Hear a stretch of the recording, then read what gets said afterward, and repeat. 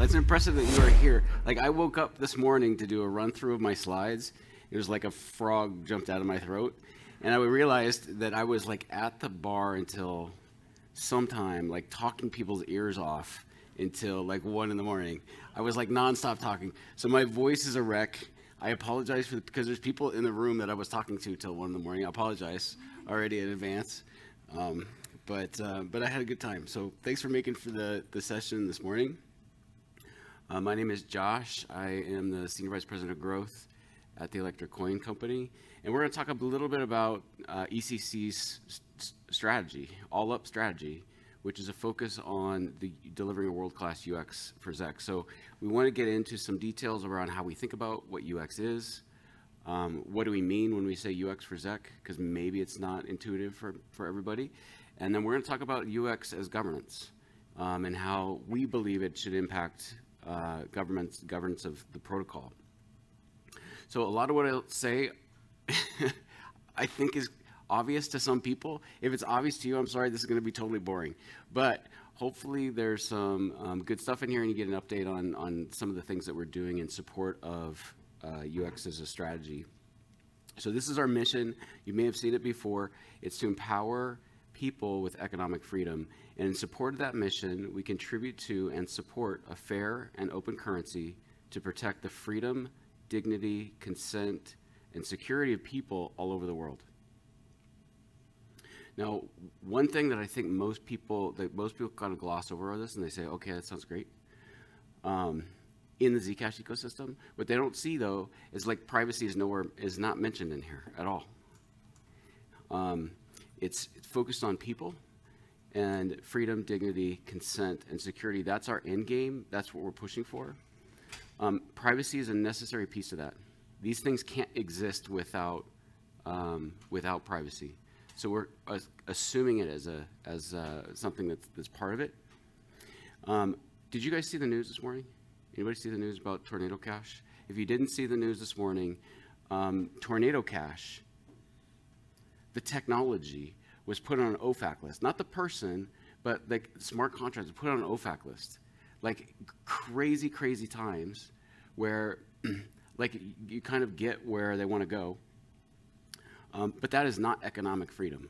That is not providing freedom for all people, and it's a misunderstanding or a gross kind of overreach on the government's part to restrict economic freedom. So our mission, our vision is centered on this. It's centered on people and economic freedom.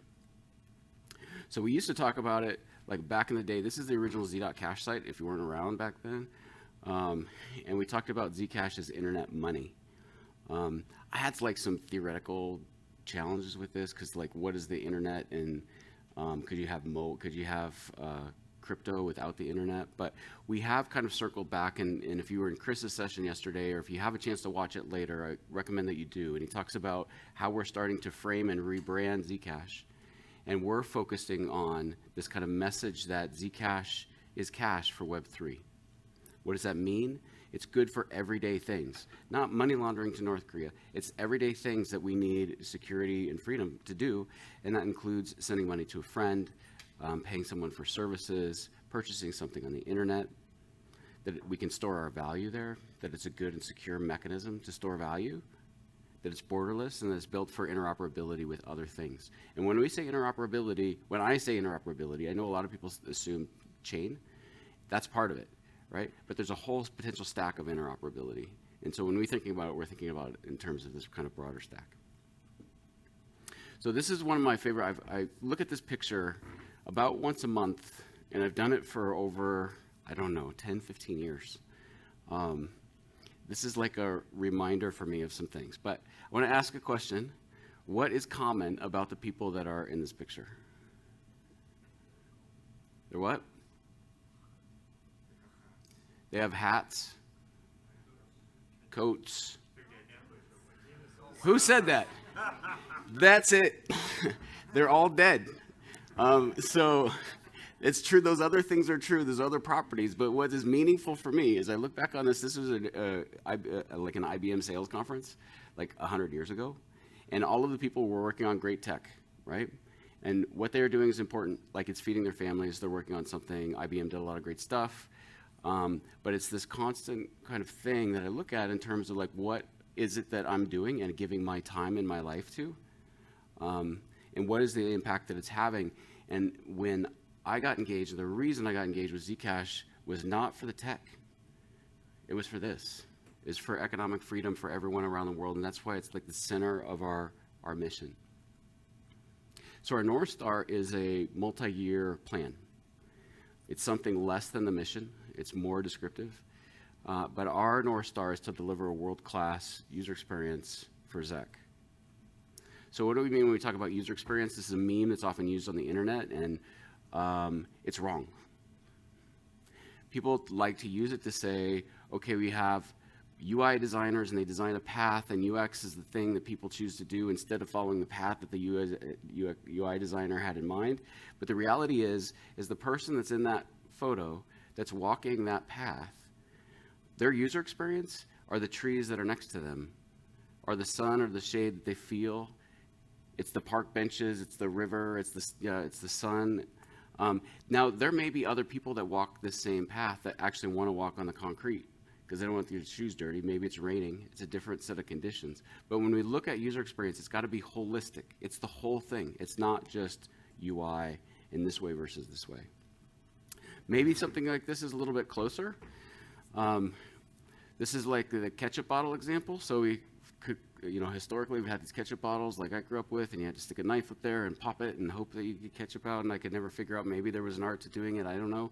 But then they came out with these amazing ketchup bottles that you can put in your refrigerator upside down, you pull it out, you just squeeze it, and you get that yummy, delicious hot dog faster with your ketchup on it better. It's a better user experience. So our focus is UX for ZEC. So what does it mean to have a great, wonderful experience with ZEC? And when I talk about ZEC, I'm using the word ZEC instead of Zcash because I'm intending to communicate that it's about the token. It's the use of the token. What is the utility? What is the value? What is the excitement? Is there enjoyment in using ZEC, the token? And it's part of a broader thing, right? The guy wants to eat, wants to get the hot dog in his belly. And he wants some, ZEC is a part of that whole kind of experience, but it's not the experience in and of itself. So that's what we mean. So this, when we look at the things that we're focused on at ECC, includes a number of things. One is kind of the obvious. The wallets and user interfaces allow anyone to securely acquire, store, and use ZEC. We're focused on ubiquitous commercial options for everyone to use their ZEC for everyday things like purchases, paying bills, or saving, sending or receiving encrypting messages. We'll talk about some of the things specifically that we're doing over the next 6-12 months. It's important that we deliver a feeling of security so that people are confident that their ZEC is battle-tested and secure and free from censorship or debasement or loss, that it delivers continual excitement, not ossification, but continual excitement of new features that are continually added to the protocol or other layers or other partnerships that deliver a better ZEC user experience. We focus on regulatory clarity and safety where policy and regulations align with our core values. It's a key phrase in there, where policy and regulations align with our core values, so that everyone feels free to use ZEC without violating laws or confusion about things like taxes. And we focus on the alignment and common values of mission that drive community and demand for ZEC. So who are these users? Who are we trying to deliver this wonderful user experience for? Chris mentioned yesterday that we have these personas. Tatiana's doing this work. If you haven't met Tatiana, she's up here. She is our newish head of product marketing. Within the last couple of months, she came on board and she's been doing a lot of research, which we'll talk about some of the outcomes of that research. But we're looking hard at these personas and who we're trying to deliver the user experience for. And the easy answer is to say, well, it's the end users. It's the people that want to put the ZEC on the hot dog. But the reality is that there's a whole other ecosystem of people that are necessary to come together who also need a great user experience to deliver that end outcome. So we're focused, again, holistically on the whole stack of folks. That might include the end user, might include a centralized exchange, a decentralized exchange, market makers, tools providers, other folks. Aditya is here with Nighthawk, like building wallets, so having developer tools and a good SDK and things like that that he can rely on. That's part of that, delivering that full stack of user experience. ZEC users are everywhere. So this isn't a ZEC user chart. This is a global crypto user chart.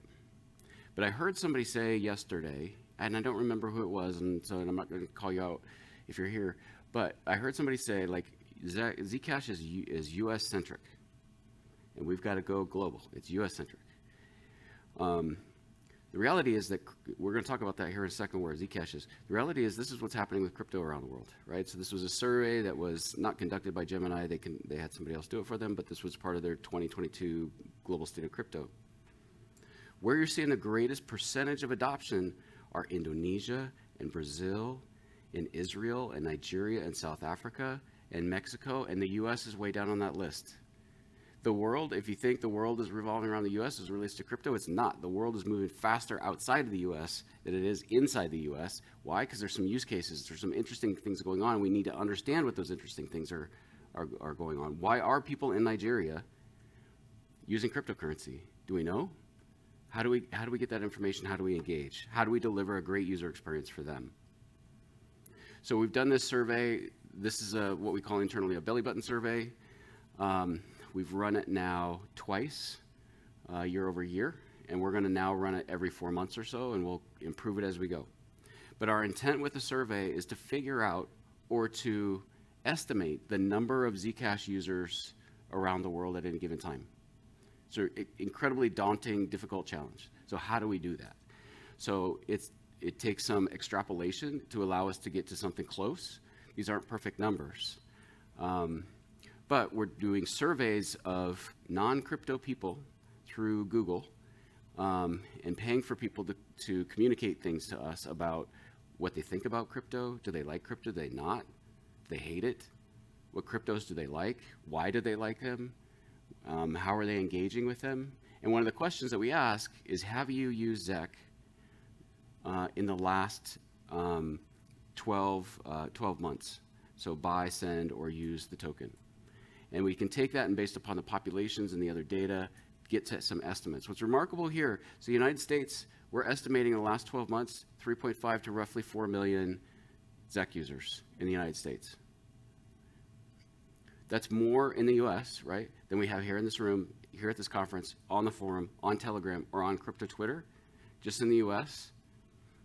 And the predominant faction of people in all those places, like a lot of them are from the US, right? But if we look at like Nigeria, there's upwards of 4 million Nigerians that use Zcash this year. So I ask that question, do we know why? What's their user experience?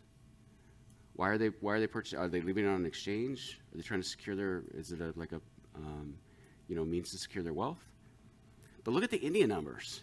So 19% of crypto owners on our survey responded that they've used Zcash in the last year. That means our estimates, because we're playing with some factors like do they have internet access or not. Tatiana's wading through all of that data.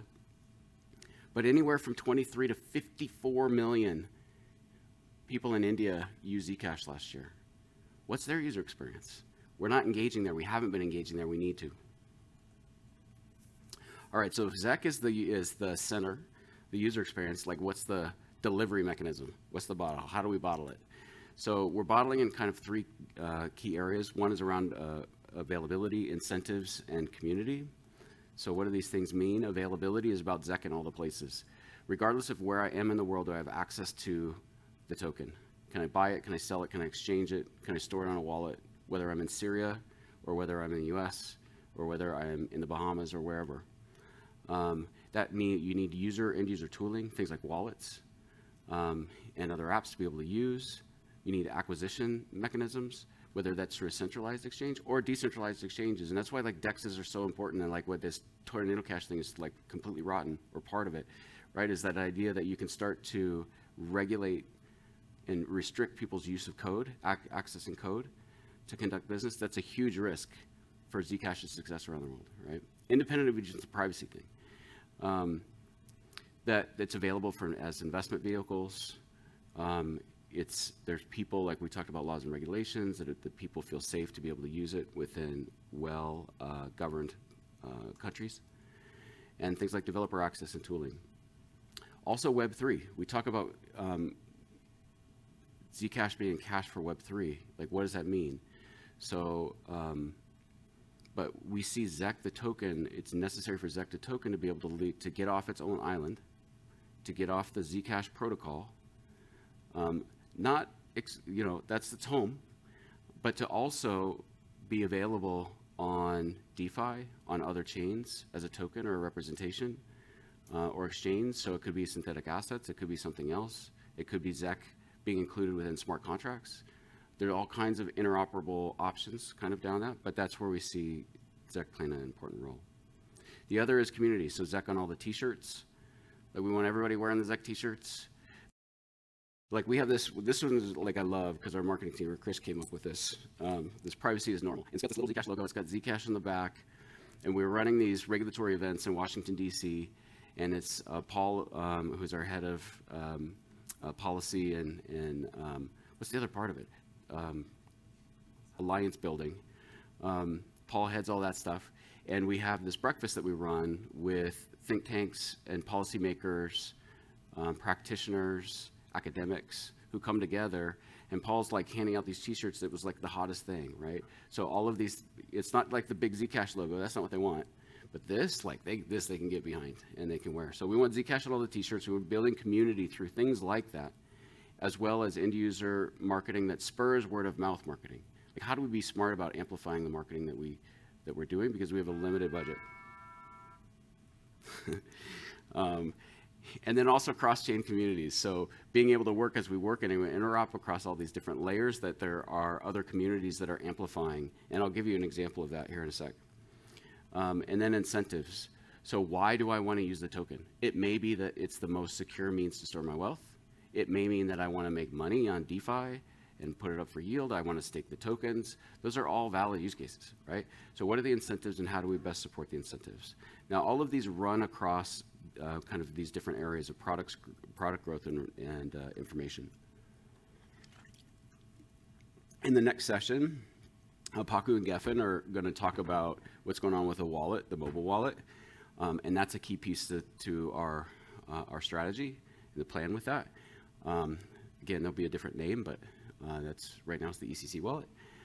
Working on interoperability, and as I mentioned, we're doing some, Beth, who I don't think is here, she was one of the people I was talking to until 1 in the morning. That interoperability might be, like for example, we have this partnership that's announced. There's some stuff I can't talk about, but we have this partnership that's announced with Filecoin. Filecoin created a fund, right? They put up $5 million for developers to come in and try to build solutions that integrate and that use both Zcash and Filecoin.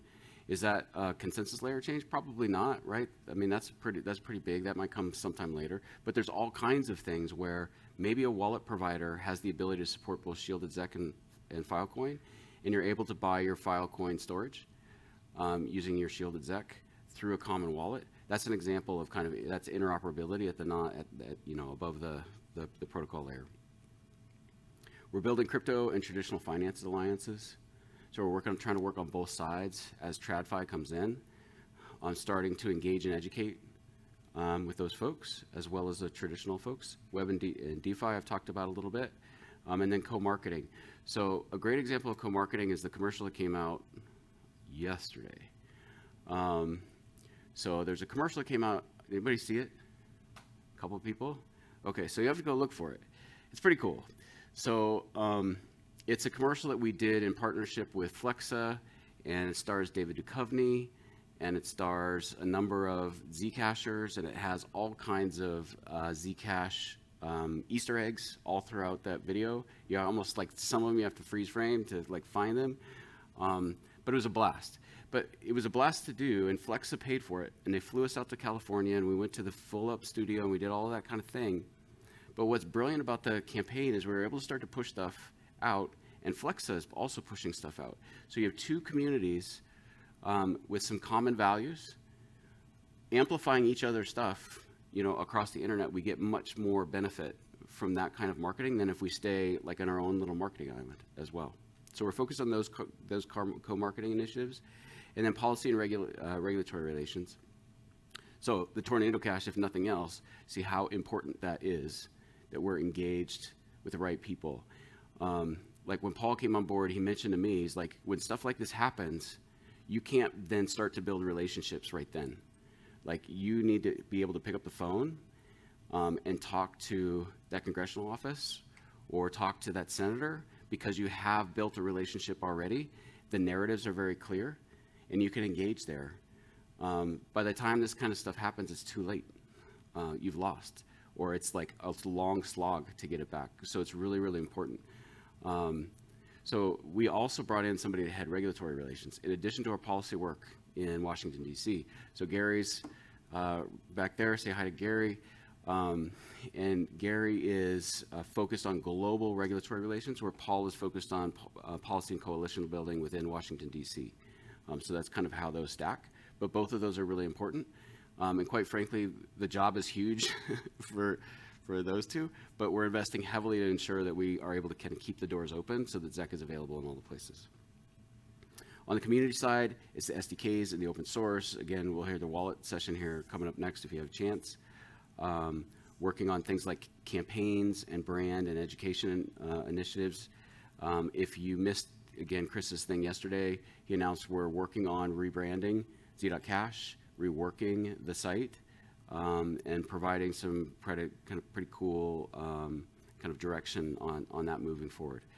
We need to do some of that rebranding and refreshing, not just from a website perspective, but also from kind of a freshness and reintroduction of Zcash back into the world. We're also doing coalition building. I mentioned the breakfast before. And then we're hiring somebody to head developer relations. Did we bring somebody on?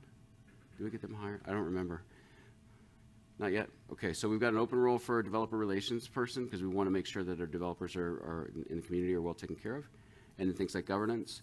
And then there's things that we're looking on the incentive side. So proof of stake being the big one. So catch all the sessions this afternoon. Like, that's the whole chunk of the afternoon is folks talking about proof of stake and the possibilities, because that opens up all kinds of incentives for more people to participate in the network.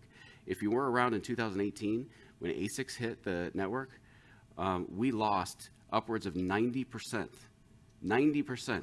of our ZEC user base at that time. Why? Because people were mining on GPUs, and they were priced out of the market. You have a $10,000 ASICs, people couldn't afford it, so they just shut their machines down. They stopped mining it, and we saw this huge drop in usage right after then. So those incentives are important. Commercial alliances, DeFi, education narratives we talked about. So if this is kind of how the flow is, we have a protocol, delivery mechanism, experience. How do we think about governance? How do we get, if the user is our royalty, if they're the most important person, they're the center of our mission, how do we get their needs and wants back into the protocol? How does that work? Today, how does that work? It's a very we'll have a governance conversation. It's a very wet, complicated, confusing process for everybody, including anybody that's participating in the whole governance process, right? So what are we doing? We're proposing that we're going to focus on UX as governance at ECC. So that means doing some things related to surveys. I mentioned the belly button survey, continuing to look at user counts and user behaviors around the world. What are they saying? What are they doing? What do they want? Where is it getting adopted? We're running surveys on Z.Cash and Electric Coin Co. using a tool called Hotjar that allows people to opt in to completing the survey, to self-identify, are they a miner? Are they an end user? Are they retail? Are they institutional? And then to provide us feedback about their needs and wants directly within the survey, so that we're not tracking all that behavior, but we're giving them the opportunity to share. We're doing things like user surveys on social media. So you may have seen some of the ones that went out last week. We were doing some surveying around wallets. What wallets are people using? Are they performing well? Are they not performing well? What are they happy with? What are they frustrated with? We're just starting to do user interviews. So Tatiana is digging into that, taking some of these with these surveys, asking people, are you willing to be interviewed about about your usage and your desires and your wants, and then having people be able to opt in and step forward with that. We look at things like online sentiment, Twitter, Telegram, the forum, to gauge that. Zcap is an important piece of this process. It's not the only piece for us. It's an indicator of some of the communities wants. We want to see coin holder polling. So we've been experimenting with it. I know the community grants folks are looking at different mechanisms to, to fund getting that built. I think it's really important that the people that are holding the coins, the tens of millions to hundreds of millions of people we talked about earlier that are currently holding coins, are able to have a voice in what's being done, so that it's not just decided by ECC and the foundation and maybe the community grants, but it's much broader, much more inclusive, much more global. We want to use the wallet and the app that we'll release. So we'll look at things like support tickets and feature requests. What are people really trying to do? Where are they struggling? Where are the friction? Where is it breaking down? Based upon actual data, not just survey data. And we also need to get input from third-party developers. Are we developing the right things for you? And to also be clear about what we're not going to develop, to make sure that the ecosystem has a good understanding of what we're doing or not, whether they want to compete with ECC or not, they want to fill a gap or whatever. But these are all important tools for us in gathering sentiment and delivering ultimately on this mission, which again is about people and freedom and dignity and consent and security. So Chris also shared this slide yesterday in his session. I loved it, so I stole it and I pulled it back in. And the thing with marketing, right, and narratives is you repeat and you repeat and you repeat and you repeat. But this one is at the heart for me of what this whole thing is all about. This is about freedom from ads and borders. It's freedom from the past. It's freedom from constraints, from scrutiny, from expectations. It's freedom to express yourself, to choose, to share, to create, to connect. It's the freedom to flourish. Be free, everybody. Thank you.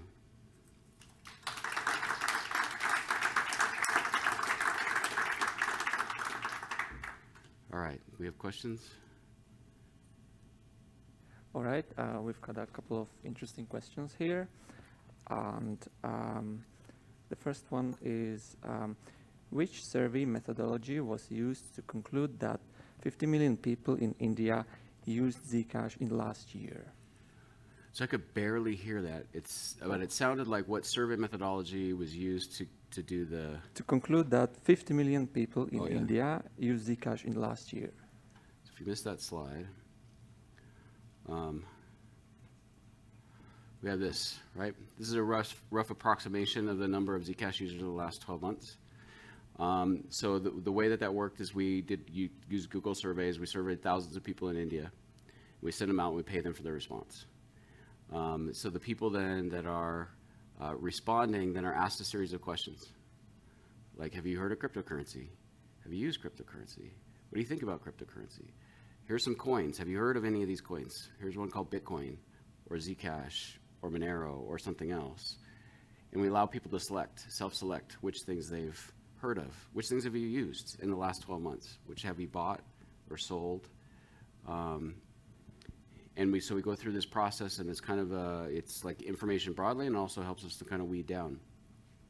So in India, when the thousands of people that we surveyed, 19% of them that are crypto holders, right, that are familiar and use crypto, said that they were using Zcash within the last 12 months.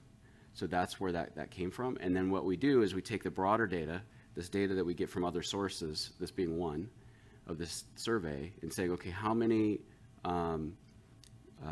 users, crypto users, and internet users are kind of available in a given territory or reporting in a given territory during a given time, and how do we map the numbers that we're seeing against those numbers? And that's how we get these. So again, it's not an exact science. We're not trying to it's not intended to be scientific or scientism. It's just intended to report a rough approximation of the number of users. Okay, there's 5 more questions. The next one is, how can we get more info on what people in India use Zcash for? Yeah, great question. How do we get more information on what India is using Zcash for? So, it doesn't surprise me that India is so interested because the government there is so hostile to digital currencies.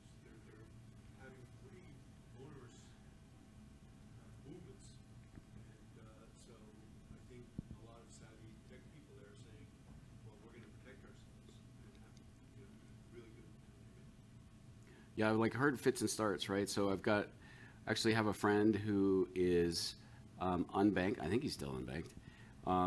But he bought Bitcoin originally, and he bought Bitcoin because he saw it as like he bought into the narrative of digital gold, big digital gold, right? We didn't have the privacy thing.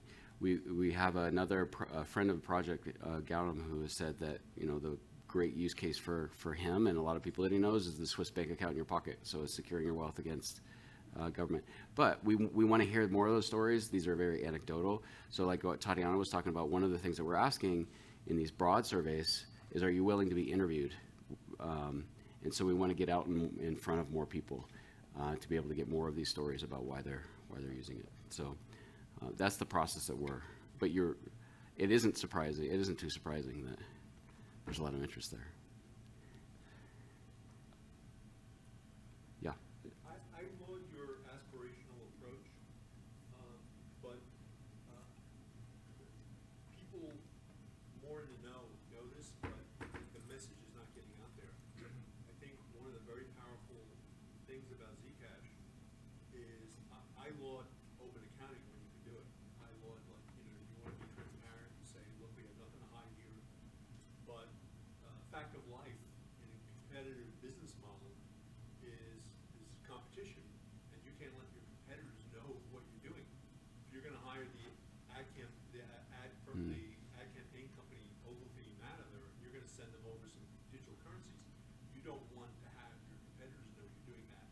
Or if you're buying certain materials for a new product line, you don't want to let your competitors know that. So it seems like that's a message I think that should be getting out there to businesses that, if you don't have privacy, you don't have competition. It's over. Your competition will know your every move just by calling up chain analysis and doing a search and seeing what's going on. Yep. It's a great point. And we need to do more of that. We've talked about that a little bit with regulators in the conversation. It's like, not only should you should mandate encryption, like Zuko talks about this all the time. You should mandate encryption. It protects your citizens. It protects your businesses, because you don't want your businesses having all of their financial dealings on a public blockchain for everyone to see for all time, including what China being able to surveil U.S. businesses' blockchains, right? And that's therefore also necessary for national security, right, to protect the nation. But there are those layers, and we need to do a better job of getting more of that out and getting more mind share. Yeah, this is a very central issue for me, and why I'm very interested in Zcash is the whole thing with KYC and AML is going to come down to decentralized identity. So basically, cash, the fact of the matter is cash, you're not forced to reveal anything, but if you're wielding a lot of power in cash, you're going to get busted eventually. But the fact of the matter, and there's a great article by the ACLU. Yep. I posted it on the forum, and you'll find it under the Zcash petition, and there's a link to the article on ACLU. And the ACLU guys put it out very eloquently to say digital currency should be cash. They should offer you the same level of freedom you have now in cash. The fact of the matter is, you don't have unlimited freedom in cash, but at the same time, you don't have owners to the penny accounting in cash saying, well, what you went to a newsstand and bought this magazine. It's a subversive magazine. Why'd you do that? So that's a bad place that this central bank digital currencies is headed towards. Is ridiculous degree of loss of privacy, and so I think that decentralized identity is really the key thing. People opting in, and who's going to do it is, like you're saying, businesses. Businesses are not going to want to pick a fight against the governments. So they will say, look, we don't want to share our information with our competitors, but we will share our transactions with the government, with IRS. And keep in mind, this is elective on their part. They can choose or not choose to do it. If you want to run a business, it's cash. Go do what you want. But there are a number of businesses who would love to use Zcash if they could address this issue for the governments. And it's also a reason why Zcash isn't handled by a lot of exchanges. They got chased off the exchanges, but that's an anon coin. So that's part of the reason I would argue that Zcash has some value problem, is because a lot of exchanges aren't handling. So people in the street say, what's the point of Zcash? Because not a lot of exchanges use it, and they don't get these other stories. Yeah, I think that's a couple of really important points, and sorry for the folks online who may not be able to hear, because that was great, some great information. So if somebody can post the link to the ACLU article, it is a great article on cache and privacy, and then if we could post it in Discord, and if it's not there, then I'll post it later. But that's really important. But I do want to clarify one thing. Like ZEC is widely supported on exchanges around the world. There's a couple exceptions. Like Korea, there's a definite ban. Japan, there's assumed to be a ban, and that gets repeated again and again. It's actually not true. It's a different set of circumstances. But we do have those challenges. It's not to say we don't have those challenges. But Zcash is actually widely supported around the world, which is pretty phenomenal. But we need to keep it that way. So just in the interest of being conscious of everyone that's contributed questions online, we'll ask one more question. Do you think the current spam attack is an obstacle to a better UX? I'm sorry, I didn't hear it. Oh, yeah. So do you think the current spam attack on Zcash is an obstacle to a better UX? Oh, yeah, great question. So first, yes, we believe it's a spam attack. There's some characteristics about it, but it's not necessarily a spam attack. And the protocol and all the supporting tools should be able to handle this kind of behavior if it's robust. So is it affecting user experience? Yes, the user experience sucks. Like I will pop up in my. I tried to pop up my wallet yesterday to resync, and I just sat at 0 for 15 freaking minutes. Right? It's horrible. That user experience is horrible. It's not acceptable. We need to fix it. We'll talk about it on the user side, but in the wallet thing here in a bit. But we've made it a priority at ECC to focus on figuring out ways to help with that particular issue. We'll talk about why, a little bit why, but we saw this like spike in usage, but it's not just transactions, it's the manner in which the transactions, it's the outputs. So that's having somebody intelligent is, we think, we don't know, is using that workout way. But the good thing is like it's total forcing function. It's like everybody says like, this sucks. This is not good enough UX. We need to fix it.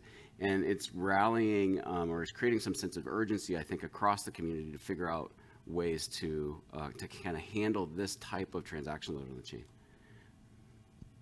Okay, unfortunately, we don't have time for the rest of the questions, so we'll continue the discussion on Discord. Sounds great. Thanks, everybody.